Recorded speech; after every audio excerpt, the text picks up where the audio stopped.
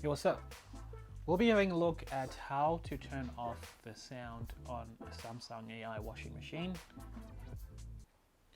You're gonna need to turn it on first, then press the additional menus button, which is this little hand with the finger sticking up.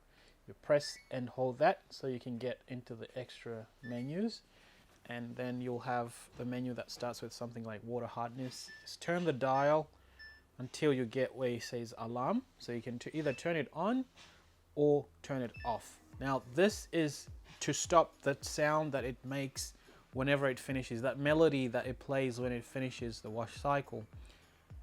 As far as turning the sound that it makes every time you turn the dial or press a button, I haven't found a solution yet as to how to turn that off. I've looked in the manual, there's nothing there at the moment.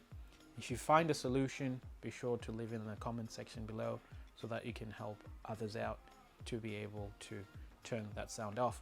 I'll keep trying to look for that solution.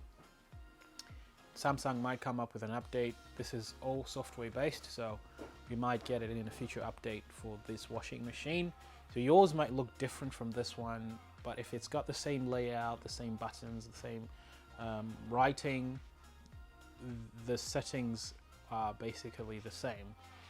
One way I think you could hack this and avoid having to hear that sound every time you're scrolling through all the menus is by using the Samsung SmartThings app. So you connect your washing machine to the SmartThings app, and then you can control it through your phone.